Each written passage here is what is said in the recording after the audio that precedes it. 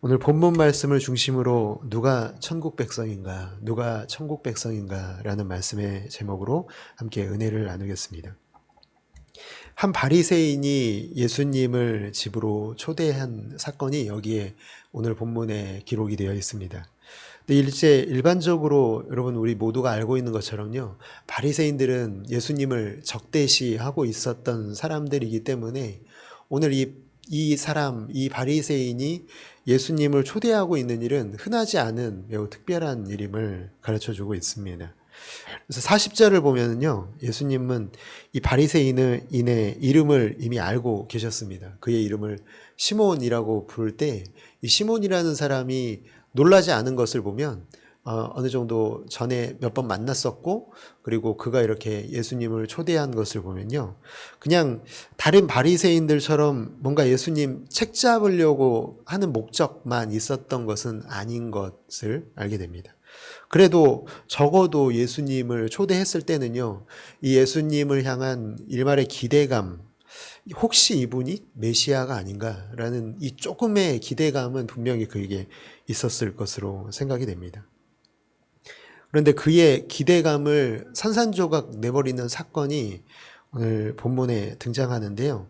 그 사건의 주인공이 한 여인입니다. 그러니까 시몬의 집에 이 여인이 들어온 것이죠. 근데 이 여인은 그냥 평범한 일반 여인이 아니었습니다. 그래서 그녀가 등장함과 동시에 사람들은 굉장히 경계의 시선을 보냈을 것임에 틀림이 없습니다. 그 이유가 39절에 등장하는데요. 예수를 청한 바리새인이 이것을 보고 마음에 이르되 이 사람이 만일 선지자더면 자기를 만지는 이 여자가 누구며 어떠한 자 곧 죄인인 줄을 알았으리라 하거늘. 시몬이 이렇게 자기의 마음속으로 생각한 게 뭐냐면 이 여인이 어떤 여인인가를 말하는데, 거기 보면은 이 여자를 죄인이라고 부릅니다. 진짜 그냥 죄인이라고 뭔가 의미 없이 부른 게 아니라요, 그 당시에 어떤 여자를 부를 때 죄인은요, 사실 그런 많은 경우가 없었어요. 보통 여자를 죄인으로 부르는 경우에는 몸을 파는 직업을 가진 여성들을 이 죄인으로 부르는. 그러니까 그녀의 등장을 놀라워한 이유는요, 바리새인의 집에 이 몸을 파는 여인이 온 거예요. 흔하지 않은 일이죠. 왜냐하면 몸을 파는 여인은 바리새인들이 굉장히 정죄한 부류의 사람들이었기 때문에 그렇습니다. 절대로 감히 어떻게 바리새인의 집에 이런 여자가 와? 이런 죄인이 와? 이런 생각이 들게 하게끔 매우 특별한 등장이었기 때문에요. 근데 그녀가 이렇게 온 것을 보면서 사람들이 경계했을 것이고, 사람들 기분 나빠했을 것이고, 특히나 이 바리새인 시몬은 더 기분이 나빴을 것임에 분명합니다. 그런데 그녀가요, 이곳에 온 이유는요, 그녀가 늘 해왔던 일을 하기 위해서 이 자리에 온 것이 아닙니다. 평소였다면 그녀는 아마 이 바리새인의 집을 멀리 돌아서 가지 않았겠습니까? 왜냐하면 내가 가서 욕먹을 자리에 뭐하러 가겠습니까? 그런 사람들의 눈에 띄면 분명히 정죄할 텐데, 그런 사람들의 눈에 띄지 않을 멀리 돌아가야 할 이 여인이요, 이 시몬의 집에 왔다는 것, 사람들이 굉장히 놀라워하는 이유가 여기에 있습니다. 근데 그녀가 여기 이 시몬의 집에 와서요, 굉장히 단호하게 움직이는데, 왜냐하면 쭈뼛쭈뼛하면서 움직이는 게 아니라요, 그녀는 분명하게 목적을 가지고 이곳에 왔다는 거예요. 그녀의 시선이 누구에게 머물러 있냐면 그곳에 있는 거룩하다고 얘기하는, 선생이라고 얘기하는, 존경받는다고 말했던 사람들, 바리새인들에게 시선이 간 것이 아니라 그녀의 시선은 오직 한 사람에게 꽂혀 있다라는 것이죠. 예수님이 바리새인의 시몬의 집에 들어간 것을 보고요, 이 여인도 들어온 거예요. 그런데 그곳에서 예수님이 멸시를 당하는 모습을 이 여인이 보게 된 거죠. 왜 멸시라고 얘기하냐면, 당시에 어떤 관습이 있냐면, 집주인이 손님을 초대한 경우에는 상석에 앉게 합니다. 그리고 이 상석에 앉을 뿐만 아니라 이 집주인이 이 손님에게 입맞추죠. 손님에게 입맞추고, 그리고 중동의 이 길은 모래바람이 항상 불기 때문에요. 발이 항상 더러워져 있습니다. 먼지로 가득한 그 발을 씻을 수 있도록 이 물을 내어줍니다. 깨끗한 물로 발을 씻을 수 있게 물을 준비하죠. 그리고 또 뜨거운 햇볕으로 열이 나기 때문에요. 머리를 식힐 수 있도록 기름을 머리에 부어주는. 그러니까 손님이 오면은 이런 이 특별한 손님 대접을 하게 되는데요. 이 시몬이 예수님을 초대해 놓고 집주인으로서 해야 될 의무를 하나도 하지 않는 모습을 이 여인이 봤을 것임에 틀림이 없습니다. 그러니까 성경에 나와 있지는 않지만 그녀는 예수님이 이런 대우를 받는 게 너무 속상한 거예요. 너무 속상해서 눈물을 흘리며 아마도 집에 가서 향유를 가지고 왔을 것입니다. 보아왔던 그 단호한 행동들을 지금 하고 있는 거죠. 예수님의 뒤로 가서 그녀의 눈물로 발을 적시며 자기의 머리털로 닦고 그 발에 입 맞추고 향유를 붓는, 마땅히 집주인이 해야 될 이 의무를 이 여인이 하고 있는 것을 보게 됩니다. 근데 그 당시의 관습으로는요, 사람들에게는 이게 어떻게 받아들여졌을까 생각을 해본다면, 당연히 이 여인이 죄인이라는 사실을 다 알고 있었기 때문에요. 예수님에게 기대하는 것은 예수님이 이 여인을 쫓아내기만을 기다리고 있었을 거예요. 지금 이런 행동들을 하고 있는 이 여인을 왜 가만히 놔두냐. 시몬이요, 이 모습을요, 이렇게 평가합니다. 누가복음 7장 39절을 보니까 예수를 청한 바리새인이 이것을 보고 마음에 이르되 이 사람이 만일 선지자더면 자기를 만지는 이 여자가 누구며 어떠한 자 곧 죄인인 줄을 알았으리라 하거늘. 만약에 선지자라면, 예수님이 선지자라면 어떻게 이 여자가 몸 파는 여자인 것을 모를 수가 있냐? 그 생각을 하는 거죠. 어쩌면 마음속 깊은 곳에 있었던 그를 불편하게 했을 예수님을 향한 일말의 기대감 있잖아요. 예수님이 정말 메시아시면 어떡하지? 예수님이 정말 죽은 자를 살리셨고 병든 자를 고치셨고 그가 안진뱅이를 일으키신 그런 분이라면은, 정말 메시아면은 나는 이제 어떻게 해야 되지? 사실은 일말의 그 기대감은요, 그를 불편하게 하는 것이었을 텐데, 지금 예수님의 행동을 보니까 이 여인이 몸 파는 여인이라는 것을 모르는 것을 보면 아니구나. 그의 기대감을 다 내려놓게 할, 어쩌면 그의 마음을 편안하게 했을, 그런 완전히 메시아라는 생각을 지울 수 있을 만한 행동을 예수님이 하고 계신 것을 보면서 아마도 안도의 한숨을 쉬지는 않았을까 생각을 해봅니다. 예수님은요, 시몬의 심중의 생각을 너무나 잘 알고 계셨어요. 그래서 그에게 비유를 들려주시는데, 어떤 비유냐면 두 사람이 빚을 진 거죠. 네, 이 한 사람은 500데나리온을 빚졌고요. 한 사람은 50데나리온을 빚졌습니다. 그러니까 채주에게 빚을 졌는데, 이 채주가 두 사람의 빚을, 두 사람이 모두 갚을 능력이 없다는 걸 알고 이 빚을 다 탕감해 준 겁니다. 예수님은 이제 시몬에게 물으시는데, 이 두 사람 중에 누가 더 채주를 사랑하겠는가 물어봅니다. 시몬이 대답하기를, 너무 당연한 질문이잖아요. 더 많이 탕감받은 사람이 더 많이 사랑할 것이다. 그렇게 예수님께 대답을 합니다. 근데 사실 예수님의 이 비유에서요, 50데나리온 빚진 자가 시몬이라는 것을 말씀해 주시는 거예요.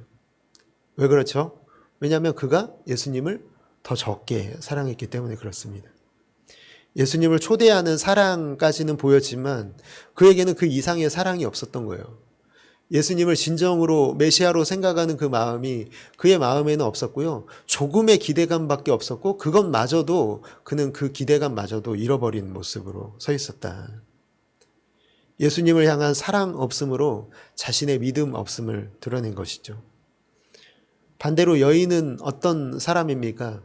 500데나리온을 탕감받은 사람.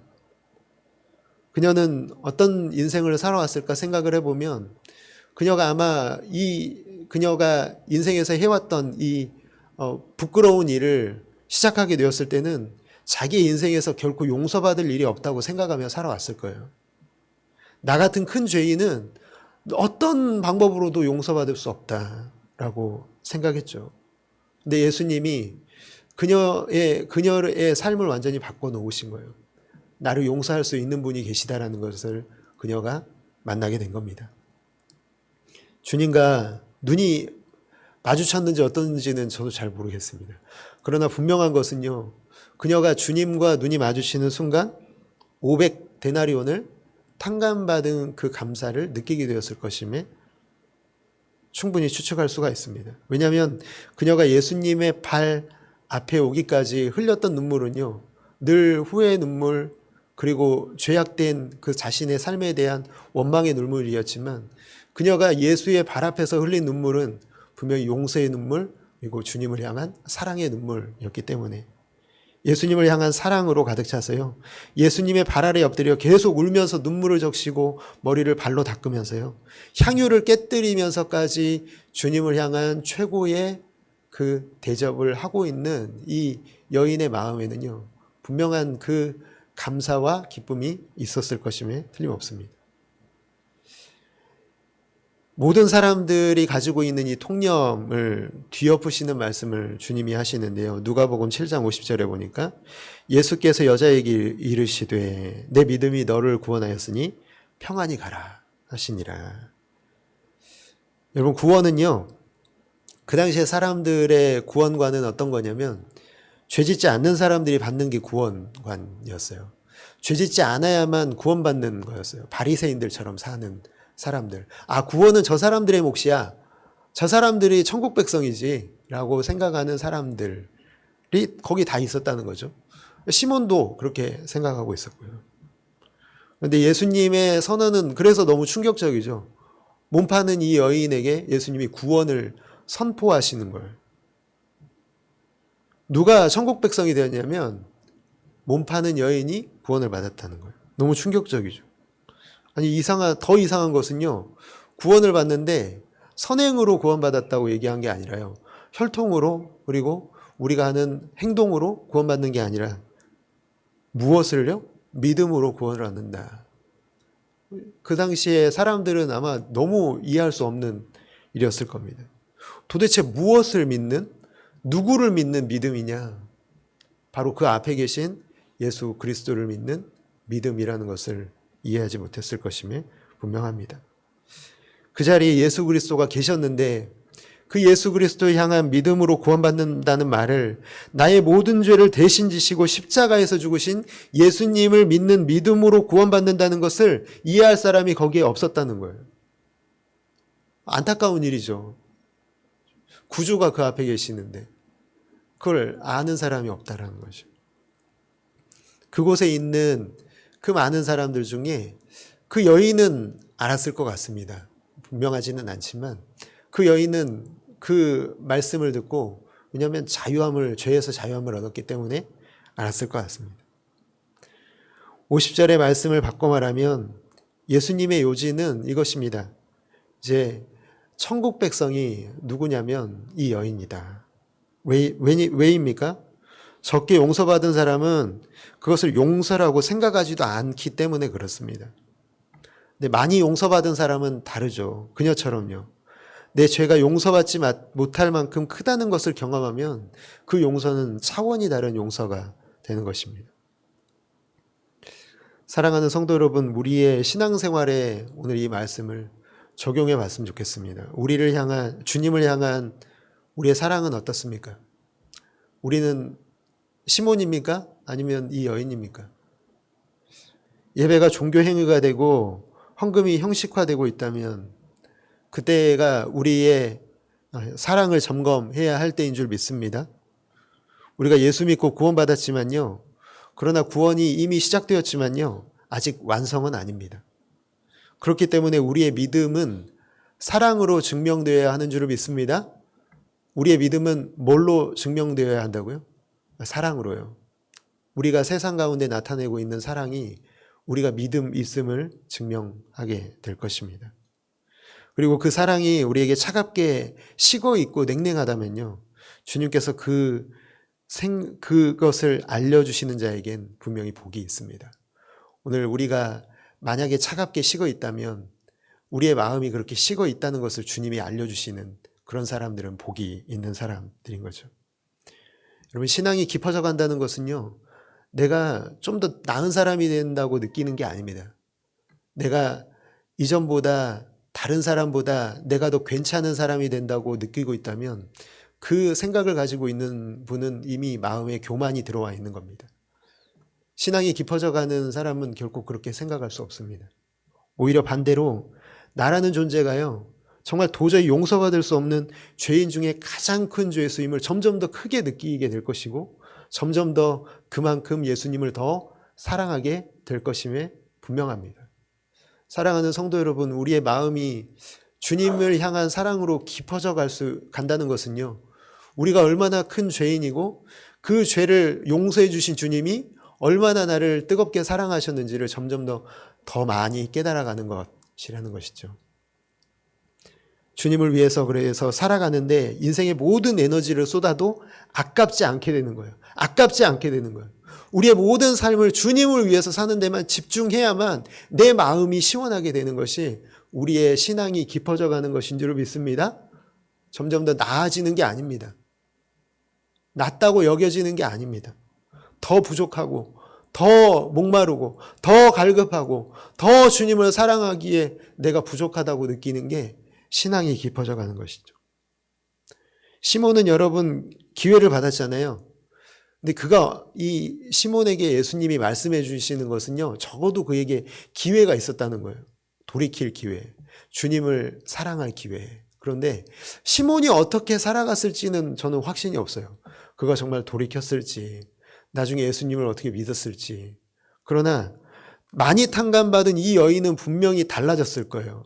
어떻게 예수님을 사랑하는 모습으로 나타났던 이 많이 탕감받은 자가 예전과 똑같이 살아갈 수가 있겠어요? 그럴 수 없죠. 분명히 죄의 유혹은 받았겠지만요, 그 자리에, 죄인의 자리에 늘 머물러 있지는 않았을 거예요. 계속해서 싸움을 했을 거예요.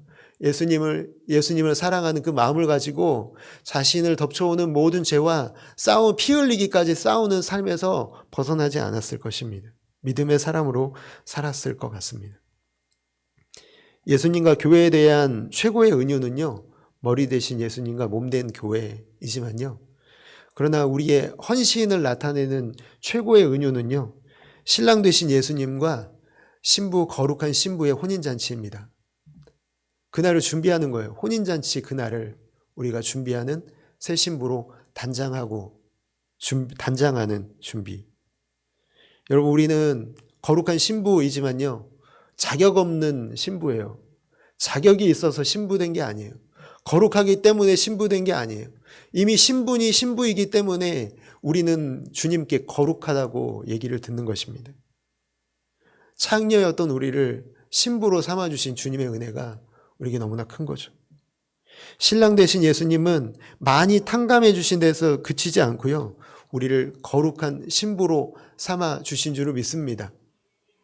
오늘 우리가 어떻게 살아가야 하는지 분명히 말씀하십니다. 마태복음 25장 40절에 보니까 임금이 대답하여 이르시되 내가 진실로 너희에게 이르노니 너희가 여기 내 형제 중에 지극히 작은 자 하나에게 한 것이 곧 내게 한 것이니라. 신부의 단장은 형제를 더 많이 사랑하는 거예요. 주님을 사랑하는 것처럼 형제를 사랑하고, 사랑받을 자격이 없는 사람까지도 사랑하고, 더 나아가 원수까지 사랑하느라는 주님의 말씀을 힘을 다해 지킴으로 신부의 단장을 이 세상에서 하는 겁니다. 오늘 우리에게 그 은혜가 가득해서 여러분이 속해 있는 모든 공동체에 그 사랑이 공급되기를 주님의 이름으로 축복합니다. 그 사랑을 공급하는 통로로 여러분 모두가 아름답게 쓰임받기를 주님의 이름으로 축복합니다. 오늘 들은 말씀 위해서 기도해 주시고요.